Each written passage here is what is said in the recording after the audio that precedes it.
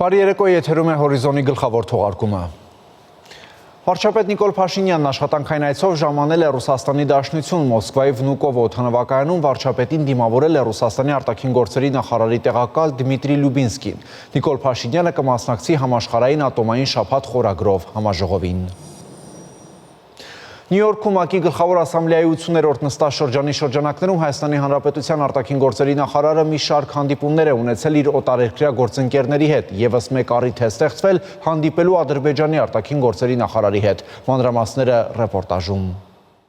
Օրեր առաջ տեղի ունեցած երկկողմ հանդիպումից բացի Հայաստանի եւ Ադրբեջանի արտաքին գործերի նախարարները մասնակցել են նաեւ Միացյալ Նահանգների պետքարտուղար Մարկո Ռուբիոյի կազմակերպած տրանսատլանտյան ընթրիքին, իսկ Ջեհուն Բայրամովի հետ Արարատ Միրզոյանի առանձնազրույցը սեպտեմբերի 22-ին ներկայացել։ Հիշեցնենք, որ նախարարները մտքեր էին փոխանակել խաղաղության օրակարգի առաջմղման հնարավոր քայլերի շուրջ, համաձայնել են շարունակել երկխոսությունը։ Նյու Յորքում երկկողմ հանդիպումներ կայացել են նաեւ մի շարք այլ երկրների պաշտոնակիցների հետ։ Պաշտոնակցի հետ Հայաստանի արտաքին գործերի նախարարը քննարկել է երկու երկրների միջև հարաբերությունների խորացման ուղղված նախաձեռնությունները, Հայաստանի եւ Ֆրանսիայի միջև ռազմավարական գործընկերության զարգացման տեսլականին ու արտահայտված քաղաքական կամքին համահունչ։ Անդրադառնալով տարածաշրջանային հարցերի, Արարատ Միրզոյանը նշել է, որ Հայաստանը բարձր է գնահատում Ֆրանսիայի շարունակական աջակցությունը Հայաստանի ժողովրդավարական բարեփոխումներին եւ տարածաշրջանային խաղաղության ամրապնդման ուղղված նախաձեռնություններին։ Միրզոյանը հանդիպել է նաեւ Լիբանանի արտաքին գործերի եւ էմիգրանտների հարցերով նախարարի հետ։ Երկու երկրների նախարարները մտքեր են փոխանակել տարածաշրջանային զարգացումների շուրջ։ Արարատ Միրզոյանը ներկայացրել է օգոստոսի 8-ին ձեռք բերված համաձայնությունների մանրամասները,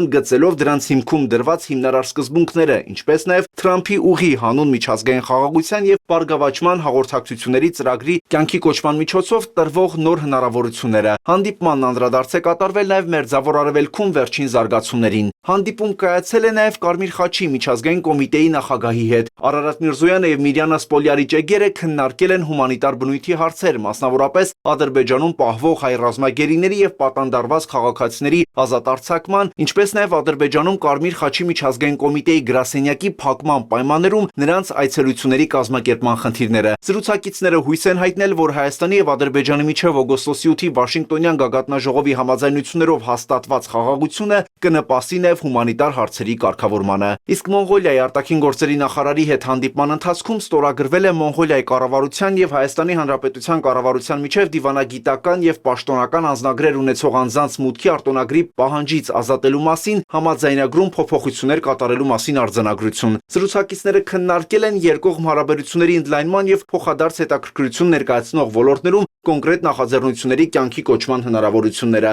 Նախարար Միրզոյանն ընդգծել է երկկողմ իրավապայմանագրային դաշտի հետագա ընդլայնման, ոլորտային համագործակցության ներուժի առավելագույնս իրացման հարցում արկա պատրաստակամությունն ու նախադրյալները։ Հայաստանի եւ Մոնղոլիայի արտաքին գործերի նախարարները մտքեր են փոխանակել բազմակողմ հարթակներում, այդ թվում Շանհայի համագործակցության կազմակերպության շրջանակներում փոխգործակցության հարցերի շուրջ։ Տարածաշրջանային զարգացումներին, ինչպես նաեւ բազմակողմ հարթակներում փոխգործակցության հարցերի շուրջ քննարկում է ծավալվել նաեւ Ավստրիայի արտաքին գործերի նախարարի հետ հանդիպմանը։ Բացի դա, Արարատ Միրզոյանը եւ Բեատե Մայնել-Ռայզինգերը մտքեր են փոխանակել Հայաստան-Եվրամիություն գործընկերության խորացման գործընթացի հեռանկարների շուրջ։ Նախարար Միրզոյանը բարձր է գնահատել տարբեր նախաձեռնություններին Ավստրիայի կողմից ցուցաբերվող աջակցությունը, ի թիվս այլնի կարևորելով մարդկանց միջև շփումների, շուկայի հասանելիության ընդլայնման ուղղությամբ շարունակական աշխատանքները։ Շանթ հեռուստաընկերություն, Հորիզոն։ Աշխատանքային այցով Իսպանիայի թագավորությունում գտնվող Հայաստանի ազգային ժողովի նախագահ Ալեն Սիմոնյանը Մադրիդում մասնակցել է Հայաստանի Հանրապետության անկախության օրվան նվիրված ընդունելությանը, որը կազմակերպել էր Իսպանիայում Հայաստանի դեսպանությունը։ Հայաստանի ազգային ժողովի նախագահը հանդես է եկել ողջույնի խոսքով։ Մեծ պատիվ այսօր ձեզ հետ մասնակցելու Հայաստանի Հանրապետության ազգային տոնին նվիրված հանդիսավոր ընդունելությանը։ Մեր ազգային տոնը ոչ միայն Հայաստանի անկախության հռչակման տոն է, այլև մեր որդեգրած արժեքների, ազատության, տոկունության, խաղաղության եւ ժողովրդավարության հանդեպ հանձնառության վերահաստատում։ Այս տարի մեր տոնակատարությունն ունի շատ կարևոր ուղերձ։ 2025 թվականի օգոստոսի 8-ին Վաշինգտոնում նախագահ Դոնալդ Թրամփի աջակցությամբ Հայաստանը եւ Ադրբեջանը ստորագրեցին հռչակագիր, որը բացում է մեր պատմության նոր էջը, Այն կարևոր հանգրվան է մեր տարածաշրջանում երկարատև խաղաղության հաստատման ճանապարհին։ Խաղաղություն, որին մեր ժողովուրդները վաղուց են սպասում եւ որին արժանի են։ Ուրախ ենք, որ այս կարևոր օրը նշում ենք Մադրիդում, մի քաղաքում, որը խորհրդանշում է մշակութային բազմազանությունը, երկխոսությունը եւ բարեկամությունը։ Հայաստանի եւ Իսպանիայի հարաբերությունները հիմնված փոխադարձ հարգանքի եւ ընդհանուր ձգտումների վրա շարունակաբար զարգանում են քաղաքական, տնտեսական եւ մշակութային ոլորտներում։ Մենք բարձր ենք գնահատում Իսպանիայի դերը որպես գործընկեր, թե Եվրոպական միության շրջանակներում, թե դրա սահմաններից դուրս, եւ ակնկալում մեր համագործակցության հետագա խորացում։ Հատուկ շնորհակալություն եմ հայտնում Իսպանիայում բնակվող հայ համայնքին, որի նվիրվածությունը ու աշխատանքի շնորհիվ մենք երկու ժողովուրդների միջև ստեղծել ենք կենթանի կամուրջ։ Թող այսօրը եւս մեկ առիթ հանդիսանա ավելի խորացնելու Հայաստանի եւ Իսպանիայի կապերը, իշա մեր ժողովուրդների բարության, խաղաղության եւ բարեկամության։ Կեցե Հայաստանի Հանրապետությունը եւ Իսպանիայի թագավորությունը։ Շնորհակալություն։ Կառավարությունն այսօր հավանություն է տվել Հայաստանի 2026 թվականի պետական բյուջեի մասին օրենքի նախագծին, այն հոկտեմբերի 1-ին կքննարկվի նաև խորհրդարանում։ Մեկ այլ նախագծով էլ 3 միլիարդ 219 միլիոն դրամ կհատկացվի կենսաթոշակառուների ու նպաստառուների 2025-ի հոկտեմբեր-դեկտեմբերի հետվճարները տրամադրելու համար։ Մանրամասները ռեպորտաժում։ Ֆինանսների նախարարը հաջորդ տարվա պետական բյուջեի նախագիծը ներկայացնելիս նշեց, որ 2026-ի հնան նախատեսվել է 11 տրիլիոն 933 միլիարդ դրամ, տնտեսական աճը կանխատեսվել է 5.4%, հնայի դեֆլյատորը 3%, պետական բյուջեի եկամուտները նախատեսվում են 3 տրիլիոն 91 միլիարդ դրամ, որից հարկային եկամուտները 2 տրիլիոն 972 միլիարդ դրամ, հարկային վարչարության բարելավման, ստվերի դեմ պայքարի, ինչպես նաև հարկային քաղաքականության միջոցառումների արդյունքում ակնկալում են ապահովել հարկեր հնա հարաբերակցության բարելավում սպասողականի համեմատ 0.4% տոկոսային կետով։ Հովհաննիսյանի խոսքով սպասողականն այս տարվա համար 1% կետով բարելավումն է 2024-ի նկատմամբ։ Պետական բյուջեի ծախսերը նախատեսում են 3 տրիլիոն 628 միլիարդ դրամ, որից ընթացիկ ծախսերի գծով 2 տրիլիոն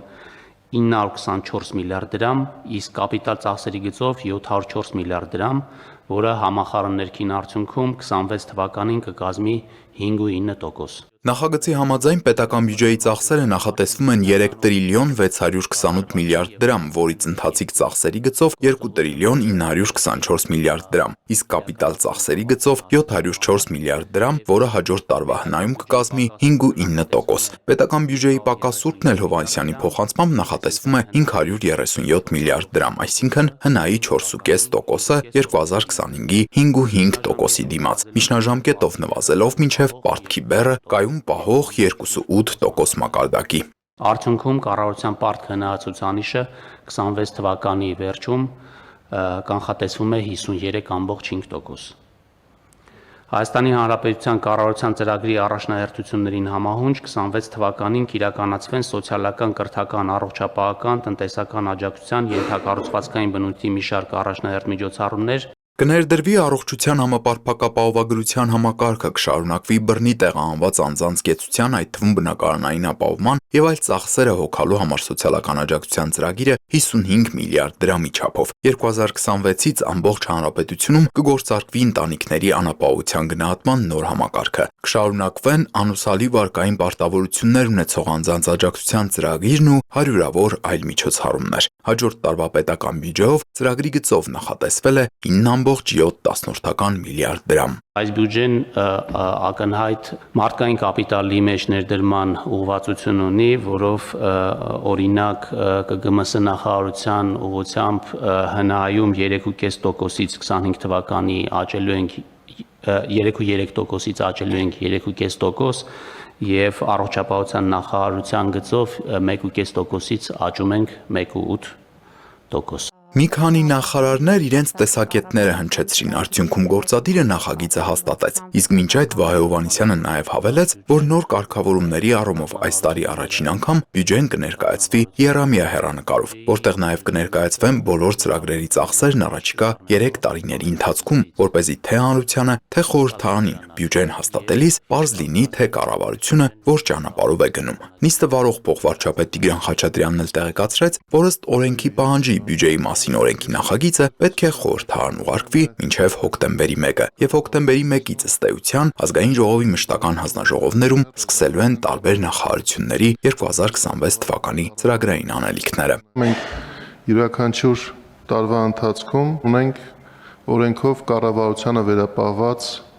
վերաբաշխումներ իրականացնելու հնարավորություն։ Եվ այդ սահմանաչափը օրենքով նախատեսված է ծախսերի 3% չգերազանցող մասով, որը 2026 թվականի համար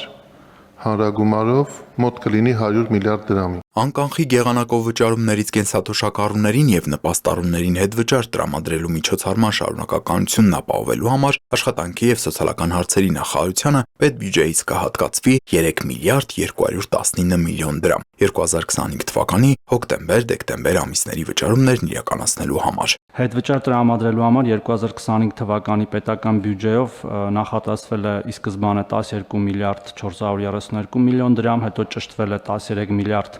152 միլիոն դրամ, սակայն տենդենսները հաշվի առնելով, այսօրվա որոշումն ավելացնելով տարեկան ընդհանուր կանխատեսումը մոտավորապես կլինի 16 միլիարդ 371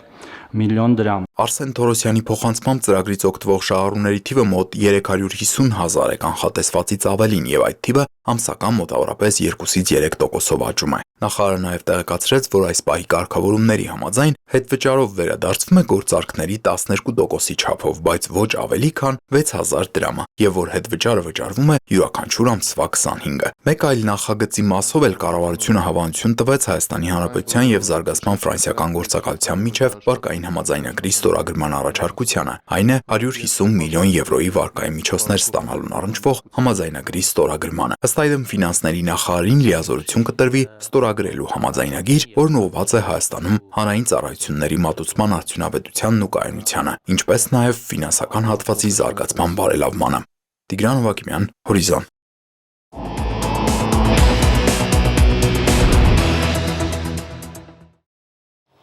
Հայ-ադրբեջանական խաղաղ համաձայնագրին վերաբերող բոլոր խնդիրները Դոնալդ Թրամփի վարչակազմը համաձայնեցնում է ոչ միայն Թուրքիայի արտգործնախարարության, այլ նաև այդ երկրի հատուկ ծառայությունների հետ։ Տեղեկությունն այդ մասին անձամբ է հաստատել Միացյալ Նահանգների նախագահի անձնական ներկայացուցիչը։ Թեմայի շուրջ կզրուցենք Արտյոմ Երկանյանի հետ։ Արտյոմ, ինչ կապ ունեն Թուրքիայի հատուկ ծառայությունները։ ԱՄՆ նախագահի այդ հատուկ հանձնարարություններով իր ներկայացուցիչը Սթիվեն Ուիթկոֆը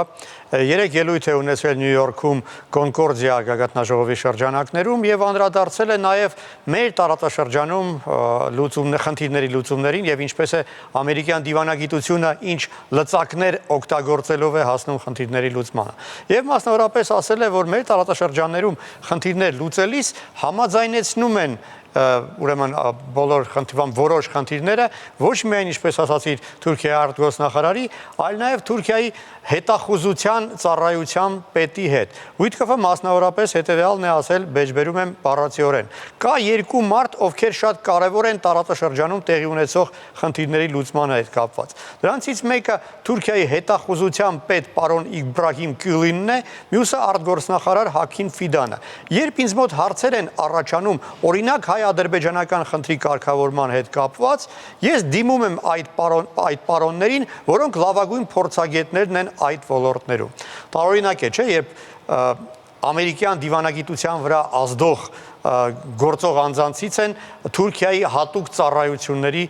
հետախուզության ղեկավարները, հա։ Եթե արտգործնախարարի մասին է խոսքը, դեռ կարելի է հասկանալ, բայց որ հետախուզության ղեկավարը ունի հստակ լծակ մոլորակի թիվ 1 մարդու գլխավոր հանձնակատարի վրա ազդելու, դա իսկապես տարօրինակ է։ Ուիտկոֆը հետևյալն է ասել. ես կապը պահպանում եմ մեր դեսպան Թոմ Բարակի հետ, զանգահարում եմ Տոմին եւ ասում եմ, ինչ կարծիք ունի Իբրահիմը այս հարցի վերաբերյալ։ Եվ այդպես մենք աշխատում ենք։ Բազմաթիվ դրական լուծված հարցեր ունենք այս ձևով։ Իսկապես տարօրինակ է եւ կարծում եմ այս սենսացիոն լուրը պետք է որ մեկնաբանության կարիք ունենա Վաշինգտոնի կողմից։ Էրդողանը նույնպես Միացյալ Նահանգներում է, նրա հանդիպումների ժամանակ հնարավոր է անդրադարձեր եղել են հայ-ադրբեջանական կարգավորմանը։ ՄԱԿ-ի գլխավոր ասամբլեայի շրջանակներում կայացած այդ դեբատներից ժամանակ Էրդողանը իր ելույթում անդրադարձել է հայ-ադրբեջանական խնդրի կարգավորմանը, նա ասել է, որ Թուրքիան միշտ կողմ է եղել այդ երկու հարևան երկրների հաշտեցմանը եւ բավարարվածություն է հայտնել օգոստոսի 8-ին Վաշինգտոնում ձեռք բերված համաձայնությունների հետ կապված, որոնք ինչպես ինքն է որակել ճանապարհ են հարթում դեպի խաղաղություն։ Շնորհակալություն է հայտնել եւ շնորհավորել է Հայաստանի, Ադրբեջանի եւ Միացյալ Նահանգների ղեկավարներին։ Երեկ Էրդողանը նաեւ հանդիպում է ունեցել Թրամփի հետ, Թրամփը հանդիպում էր մահմեդական պետությունների առաջնորդների հետ։ Եվ ինչն է հետաքրքիր, այդ մեծ հանդիպման ժամանակ Թրամփը առաջարկել էր, որպեսզի Էրդողանը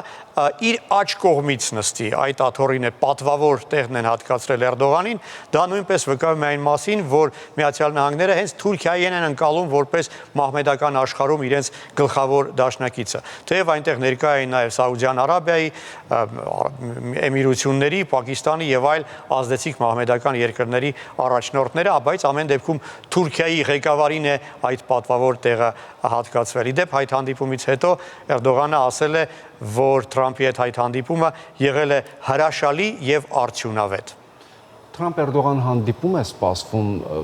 ինչը հայտնի է այդ հանդիպման օրակարգի մասին։ Էրդողանը արդեն ժամանել է Վաշինգտոն, Երևանի ժամանակով ժամը 7-ին, եթե չեմ սխալվում, արդեն սկսվել է այդ հանդիպումը 2 ժամ է տևելու եւ ինչն է հետաքրքիր Վաշինգտոնում կրկին Թրամփի նախաձեռնությամբ Էրդողանին տեղավորել են Black House առանձնատանը, որը Սպիտակ տան ամենապատվավոր հյուրերի համար է նախատեսված, ասեմ, որ Թրամփի նախագահ վերընտրվելուց հետո այնտեղ միայն 2 հյուր է հյուրընկալել, Ֆիլիպինների նախագահ Ֆերնանդին Մարկոսը եւ Հնդկաստանի նախագահ Նարենդրա Մոդին եւ Էրդողանը նույնպես այդ շարքին է դասվել։ Այդ ուրեմն բանակցություններից հետո հավանաբար մամլո ասուլիսով հանդես կգան երկու երկրների առաջնորդները։ Ես պետք է հիշեցնեմ, երբ նախավերջին անգամ Էրդողանը Վաշինգտոնում էր եւ Սպիտակ տանը հանդիպում էր ԱՄՆ նախագահի հետ, այդ սկանդալային այդ ծեծկրտուկը տեղի ունեցավ, երբ Էրդողանի թիկնապահները ծեծի էին ենթարկել Սպիտակ տան մոտ բողոքի ցույց անցկացնող քրդերին, ասորիներին եւ հայերին։ Այս անգամ արգելվել է ցանկացած տեսակի ցույցերը, բայց ամեն դեպքում ոստիկանությունը հատուկ միջոցներ է ձեռնարկում, որ հանկարծ նման բան տեղի չունենա եւ կրկին Էրդողանի թիկնապահները հանկարծ մարդ չծեծեն, հա։ Հետարքիր է այս կազմը նախագահին ուղեկցող պատվիրակության, արտգործնախարար, էներգետիկայի նախարար, պաշտպանության նախարար, հետախուզության ծառայության ղեկավար եւ ռազմական արդյունաբերության այդ պետական կոմիտեի նախագահ։ Հավանաբար այս կազմը վկայում է այն մասին, թե ինչ հարցեր են քննարկվելու հանդիպման ժամանակ, եւ նաեւ հատկանշական է, որ այս հանդիպումից առաջ Fox News հեռուստաընկերությանը տված հարցազրույցում Էրդողանը դատապարտել է նախագահ Թրամփին, ասելով, որ նա հակառակ իր տված խոստմանը այդպես էլ լուրջ ջանքեր չգործադրեց Ուկրաինայում եւ Գազայում խաղաղության հաստատման համար։ Շնորհակալություն Արծո։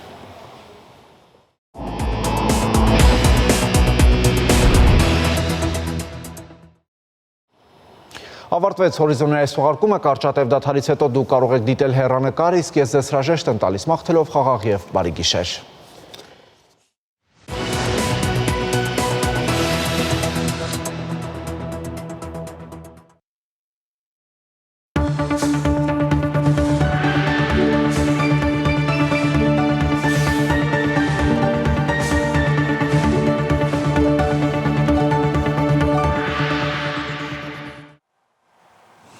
Դուք Դուք դիտում եք հեռանկարը։ Երեկվանից Հայաստանում ամենաքննարկվող թեմաներից մեկը Փարաքար համայնքի ղեկավարի եւ մեկ ոստիկանի սպանությունն է։ Այդ ողբերգական դեպքին անդրադարձավ նաեւ Հայաստանի վարչապետը եւ խստորեն դատապարտելով տեղի ունեցածը նշեց, որ մանրամասն վերլուծության պետք է ենթարկվի հարցը, թե կանխարգելիչ ինչպիսի գործողություններ պետք է կատարվեին Փարաքարում բռնությունների շարք թույլ չտալու համար, ովքեր պիտի կատարեին այդ գործողությունները եւ ինչու չեն կատարել։ Այս եւ նաեւ Հայաստանի արտաքին քաղաքականությանը վերաբերող մի շարք հարցերի շուրջ զրուցելու ենք Հանուն Հանրապետության կուսակցության նախագահ Արման Բաբաջանյանի հետ։ Պարոն Բաբաջանյան, նախ շնորհակալություններ հրավերացնելու համար։ Այդ արյունալի միջադեպին տարբեր գնահատականներ են տրվում, անգամ կարծիքներ են հնչում, թե սա կարող է ունենալ քաղաքական դրդապատճառներ, մյուս կողմից վենդետայի վարկածն է առաջ քաշվում, որն է ձեր գնահատականը։ Նախ թույլ տվեք ցավակցել զոհերի հարազատներին, ոստիկան է նաև եղել դեպքի վայրում եւ սպանվել եւ հարազատներին, ընկերներին, բարեկամներին, նաև ընտրողներին Վալոդիա Գրիգորյանի նաև շուտապույտ կազդուրում եմ ցանկանում վիրավորին, կարծում եմ այնտեղ բավական բացահայտումներ կլինեն հենց նրա կողմից, որովհետև նա ականատես է եղել ամբողջ այդ կատարվածի։ Ինչ վերաբերում է տեղի ունեցածին, ես կարծում եմ, որ սա լրջագույն մարտահրավեր է մեր պետությանը եւ մեր ժողովրդավարությանն ու իրավակարգին։ Կարծում եմ, սա ոտնձգություն է մեր հռչակած նպատակներին։ Պիտի ասեմ, որ ըստ էության հեղափոխությունից հետո սա առաջին ընտրված պաշտոնյայի սպանությունն է։ Ընդամենը վերջերս են տեղի ունեցել ավականու ընտրություններ, մարդը ստացել է ժողովրդի քվեն եւ այդ քվեն սպանվել է։ Սա ըստ էության հարձակում է մարդկանց ընտրության նկատմամբ։ Ես չեմ ուզում ընդհանրապես քննարկել վենդետա է, թե հաստատ քաղաքական չէ, որովհետև եղել է նախապատմություն, դրա մասին մամուլում հրապարակումներ են եղել եւ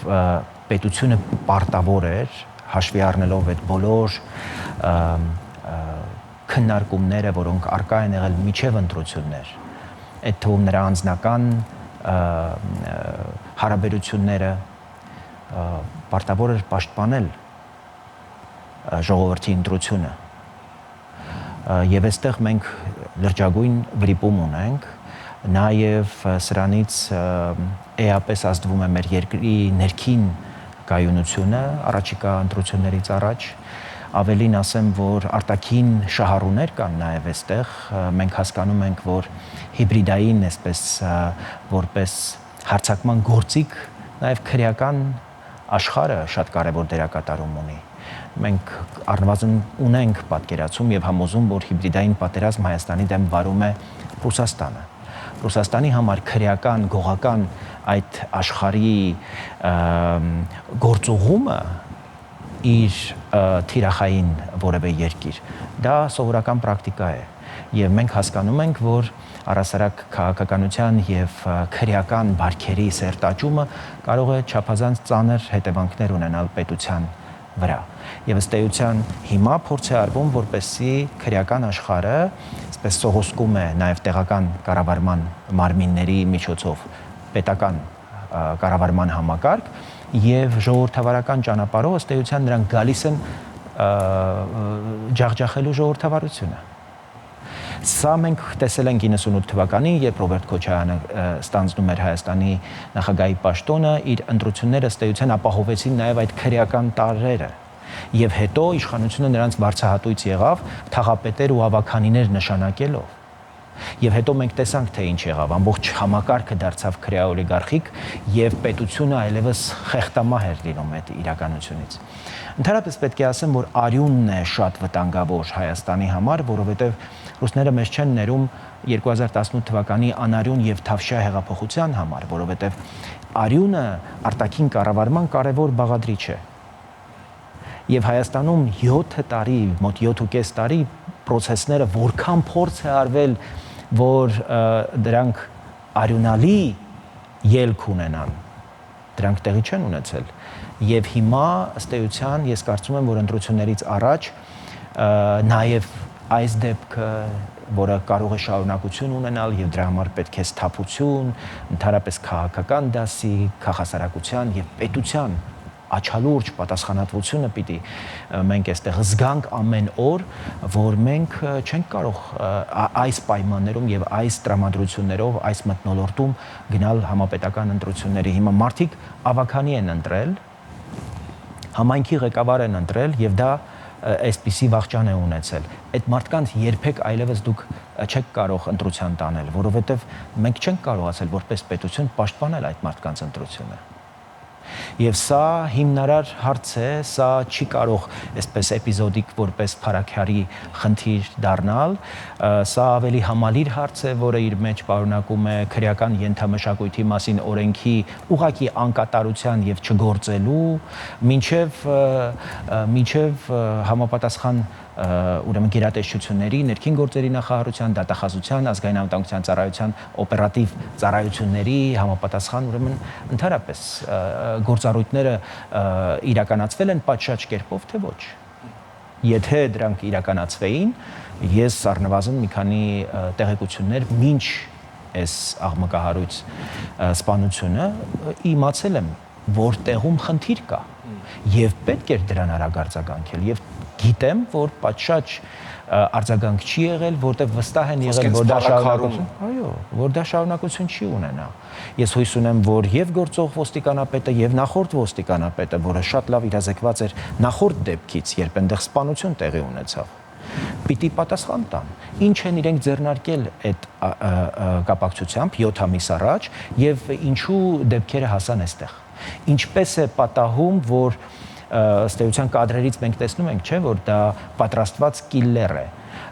հասնում է եւ այդպես փաստորեն տեսախցիկների առաջ առանց կաշկանդվելու, ուրեմն նաեւ կրկնակի կրակահերթեր է արձակում, ուղղակի համոզվելու համար, որ ինքը իր նպատակին հասել է։ Մենք ընդհանրապես այս քրեական միջավայրում այլևս լրջագույն խնդիրներ ունենք լուծելու, որտեղ գողերը եւ գողականները վխտում են քաղաքում, մինչդեռ մենք նախորդ գումարման ազգային ժողովում շատ թեժ քննարկումների արդյունքում ընդունեցինք քրեական ենթամշակույթի վերաբերյալ օրենքը, որը պիտի արմատախիլ աներ մեր իրականությունից, էլ չեմ ասում քաղաքականությունից։ Այս դեպքում ինչու չի հաջողվում այդ օրենքը օգտագործելով հասնել գոնե թե մինիմալ արդյունքի։ Կարծում եմ, որ համապատասխան կամք չկա եւ համապատասխան խիզախություն չկա եւ վճռականություն չկա ընդհանրապես գողական աշխարհին մերժելու, որովհետեւ թե իրավապահ համակարգի նախկին պատասխանատուները, թե գուցեև ներկա պատասխանատուները համապատասխան ուրեմն գործիքակազմ չեն կիրառում ոչ միայն հայ օրենքով գողերի։ Ես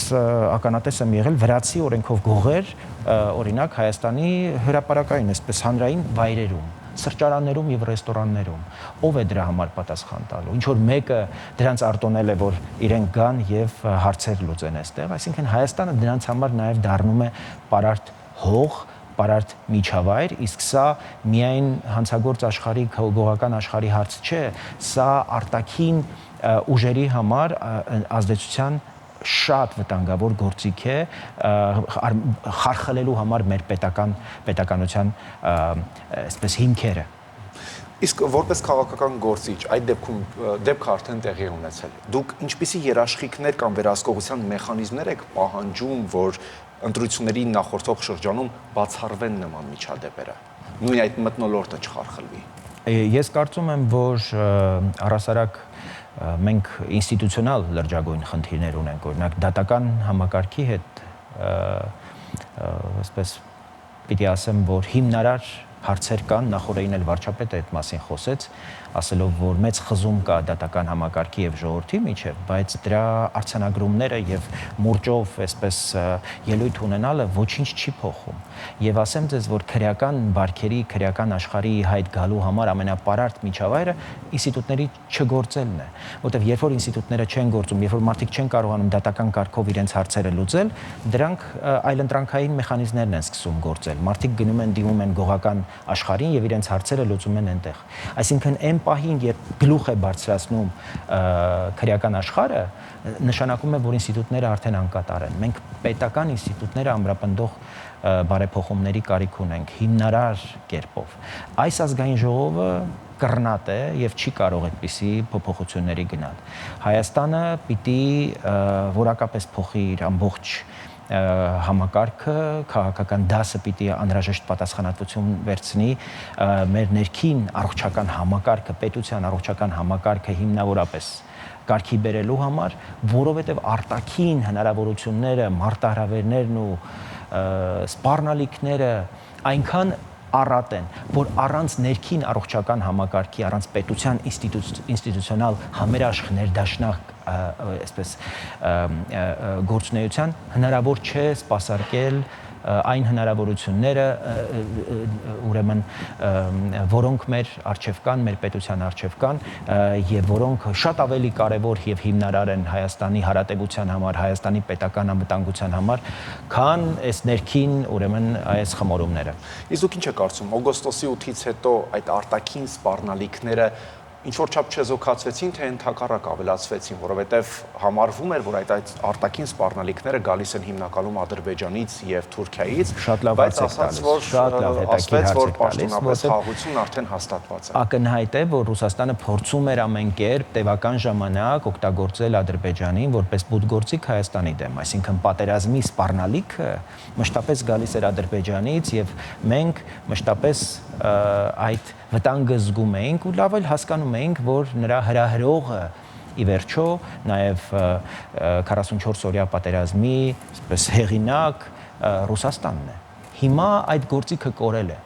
Ռուսաստանը այլևս չունի այդ բուտգործիքը, որտեղ նախ ռուս-ադրբեջանական հարաբերություններն են շատ վատացել։ Գումարած օգոստոսի 8-ը այլևս եւ նախաստորագրված խաղաղության պայմանագիրը այդպիսի հնարավորություն չի տալիս։ Ինչ է մնում, ուրեմն ներքաղաքական դեստաբիլիզացիա պիտի գնա եւ գողականներ ու մնացած քաղաքական սուբյեկտները ամեն օր պիտի լալահ առաջ, օրինակ այսպիսի սպանությունը պիտի օգտագործեն որպես քաղաքական կապիտալի հնարավորություն։ Ինչպես կապիտալիզացնել օրինակ Վալոդիա Գրիգորյանի սպանությունը եւ ամբողջ 24 ժամ ողբալ եւ խոսել, որ սա ինչ որ քաղաքական հաշվեհարդար է կամ քաղաքական հարց է։ Սա իհարկե կարծում եմ, որ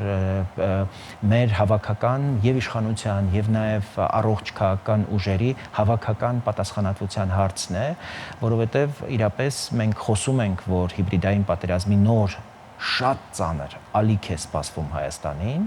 եւ այդտեղ բանալի բառը ոչ թե հիբրիդայինն է, այլ պատերազմը, իսկ պատերազմը վարում են թշնամիները եւ եթե մենք իրապես հասկանում ենք, թե ինչ ծանր եւ ճակատագրական ընտրություն է սպասվում մեզ, մենք հասկանում ենք, որ խաղադրույքները չափազանց բարձր են լինելու եւ Հայաստանում ոչ մի միջոցի առաջ չեն կանգնելու մեր հակառակորդները, որպեսզի Հայաստանի ժողովրդավարական գործընթացները կարողանան շրջել։ Եվ տարօրինակորեն պիտի ասեմ, որ մեր բոլոր ժողովրդավարության հակառակորդ ներքին քաղաքական սուբյեկտները ըստ էության մասնակցելով ժողովրդավարական process-ներին գալիս են ջախջախելու ժողովրդավարությունը։ Մարդու իրավունքների եվրոպական դատարանը սեպտեմբերի 18-ին շատ կարևոր որոշում ընդունեց։ Ըստ էության ապացուցեց, որ մարտի 1-ին քաղաքական իշխանություն եղած Ռոբերտ Քոչարյանը, Սերժ Սարգսյանը, նրանց հետ կոալիցիոն բոլոր գործընկերները, Հոհիդան, Բարգավաճ Հայաստանը, Օրինաց երկիրը եւ Հանրապետական կուսակցությունը խախտել են մարդու կյանքի իրավունքը։ Ըստ էության սպանել են մարդկանց, որպեսզի իրենց իշխանությունը կարողանան ոչ միայն պահպանել, այլև վերարտադրել։ Ըստ էության սահմանադրական կարգի տապալում է տեղի ունեցել մարդու իրավունքների եվրոպական դատարանի որոշման համաձայն եւ պետության զավթում։ Սա պիտի անմիջապես ամսի 18-ից հետո քաղաքական իշխանությունը ոչ միայն իրավական գնահատական պիտի տար, այլ քաղաքական գնահատական պիտի տար եւ ինչպես Լեհաստանում, ինչպես Չեխիայում, ինչպես Մերձբալթյան երկրներում, նրանք, ովքեր երբևէ հակադեմոկրատական գործընթացներում մասնակցություն են ունեցել, նրանք պիտի դուրս դրվեին ընդհանրապես մեր քաղաքական կյանքից եւ առաջիկա ընտրություններին մասնակցելու հնարավորությունից։ Այսա կլիներ գործնական քայլ։ Այսա կլիներ քայլ, որն ուղղված կլիներ ժողովրդավարության պաշտպանությանը։ Այսա կլիներ իրապես ազդակ ամբողջ աշխարհին, որ մենք լուրջ ենք տրամադրված մեր երկրում ժողովրդավարության պաշտպանության հարցում։ Մի քանի հարցել արտաքին քաղաքականությանը, քանի որ սահուն անցանք, դուք ըստ էության լավատեղյակ գործիչ լինելով նաև ներքին տեղի ունեցող զարգացումների հետ կապված Թրամփի ու հետ կապված հողի վրա այս պահին ինչ որ գործողություններ կատարվում են, որտեղ շատերն ասում են գնացին, ստորագրեցին եւ հետո Նախորդին Միացյալ Նահանգների դեսպանը հստակ հայտարարեց, որ Միացյալ Նահանգները սկսել է շատ ակտիվորեն այդ ուղղությամբ աշխատանքներ տանել։ Ես պիտի ասեմ, որ Միացյալ Նահանգներից նոր եմ վերադարձել եւ այնտեղ եւ պաշտոնյաների եմ հանդիպել եւ նաեւ հայ համայնքի գործարարների եմ հանդիպել, համայնքի հետ հնարավորություն եմ ունեցել հանդիպելու։ Եվ կա ընդհանուր տպավորություն, որ տևական, այսպես փորձ է արվում վարկաբեկել ձեռք բերված պայմանավորվածությունները հատկապես Միացյալ Նահանգների հայ համայնքի շրջանում եւ սա մտահոգում է ամերիկյան կառավարությանը, որովհետեւ ի վերջո իրենք կայացրել են մի համաձայնություն, որը կարծում են, որ կկարողանան նաեւ կապիտալիզացնել ընտրությունների ժամանակ 2026 թվականի աշնանը միջանկյալ ընտրություններ են տեղի ունենալու եւ հանրապետական կուսակցությունը ցանկանում է եւ սենատում եւ կոնգրեսում պահպանել իր մեծամասնությունը։ Իսկ ինչ վերաբերում է բուն աշխատանքներին, ես կարծում եմ, որ Միացյալ Նահանգները ի զարմանս ինձ իրենք այս հարցերում շատ այսպես ավելի ծանր եւ ավելի դանդաղ են գործում։ Չափազանց արագ են իրենց ձգտումներում, իրենց ցանկություններում եւ թե համապատասխան գերատեսչությունները, բարձր տեխնոլոգիաների, էներգետիկայի եւ տնտեսության համար պատասխանատու գերատեսչությունները անմիջապես անցել են գործի եւ ուզում են հասկանալ պատասխան ինչպիսի արագությամբ եւ որակով Հայաստանի վիճակի կլինի պատասխանել։ Այստեղ ես տեսնում եմ լրջագույն կոմպետենցիայի խնդիր։ Ես տեսնում եմ, որ այս ահռելի հնարավորությունը, որ Հայաստանի համար բացվել է օգոստոսի 8-ին, ոչ միայն խաղաղության տեսքով, այլև տնտեսական եւ ենթակառուցվածքային հզորությունների, Հայաստանը համարժեք պատրաստվածություն եւ պատկերացում մասշտաբի երևի թե դեռևս չունի։ Ու այս իմաստով ես շատ պիտի ուզեի, որպեսզի Միացյալ Նահանգների մեր հայրենակից համապատասխան մասնագետներին մենք կարողանայինք դիտարկել որպես մեզ խորհրդականներ, խորհրդատուներ, ովքեր շատ լավ գիտեն օրինակ Միացյալ Նահանգների առհասարակ ներդրումային մեթոդաբանությունը, գիտեն միջազգային իրավունքի այդ նեղ մասնագիտական ուրեմն գիտելիքները ունեն եւ կարող են մեզ պատշաճ օգնություն հատկացնել, որտեղ սա ահռելի ծավալի աշխատանք է, սկսած նրանից թե օրինակ ինչ ձևաչափ պիտի ունենա այդ կոնսորցիումը հայ-ամերիկյան, օրինակ դրա նկատմամբ Հայաստանի օրենսդրությունը ինչ փոփոխությունների պիտի ենթարկվի, որպեսզի դա համապատասխանեցնենք երկու երկրների օրինակ կամ ինչպես են անխոչնդոտ կազմակերպելու անցում, ինչ է դա նշանակում։ Անխոչնդոտի հետ կապված կարող ենք առանձին քննարկում ունենալ, որտեղ բուն կահավորման եւ կառուցման հետ կապ չունի դա։ Անխոչնդոտ անցման համար Հայաստանի պատկան մարմիններն են պատասխանատու եւ իմ ունեցած տեղեկություններով ամերիկացիների հետ շփումներում կար պատկերացում, որ այն նույն ռեժիմը, որ գործում է Ռուսաստանի եւ Կալինինգրադի միջև Լիտվայի տարածքով, մոտավորապես հենց այդպես ինչպես Եվրամիությունն է օգնել Լիտվային չկորցնել ինքնիշխանությունը իր տարածքի նկատմամբ եւ թույլ տալ, որպեսզի Ռուսաստանի հիմնական մասից անցում կատարվի Կալինինգրադ, այդպես էլ ամերիկացիները պիտի օգնեին, որպեսզի գրեթե նույն օրենսդրական եւ տեխնիկական հնարավորություններով մենք հնարավորություն տանք, որպեսզի ադրբեջանցիները անցնեն Նախիջևան։ Բայց այդ ճանապարհը միայն ադրբեջանցիների համար չի, այդ ճանապարհը կենտրոնական Ասիայի հարստությունները եւ ապրանքները նաեւ Չինաստանից այդ Եվրոպա տարանցման համար է։ Այսինքն մենք կենտրոնացել ենք միայն Ադրբեջանի վրա, բայց այդ ճանապարհից պիտի օգտվեն ահռելի մեծ ծավալով ապրանքներ տեղափոխելու համար դեպի եվրոպական շուկա եւ պիտի ասեմ, որ Միացյալ Նահանգները հենց այսօր քիչ առաջ հայտարարեց պետքարտուղարությունը, որ Կենտրոնական Ասիան եւ Հարավային Կովկասը ամբողջ Կասպից ավազան Սև ծովի այս տարածաշրջանով Միացյալ Նահանգների համար երկարաժամկետ կենսական շահերի գոտի է։ Այդ նշանակում է, որ այստեղ ահռելի ներդրումային ուրեմն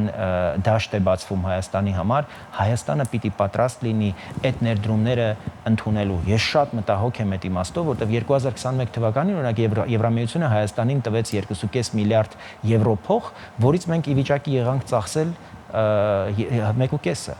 Եվ մենք մյուս տարի 1 միլիարդը պիտի վերադարձնենք եվրոպացիներին, որտեղ Հայաստանը ի վիճակի չի եղել այդքան ծրագրեր եւ այդքան փող ծախսել։ Այսինքն մեր մարսողական համակարգն է փոքր։ Դա պիտի մեծացվի, որովհետև մենք նորանոր ոլորտներ ենք պատկերացնում, հա 500 միլիոն միայն ուզում ենք Nvidia-ի օրինակ արհեստական բանականության այդ կլաստերը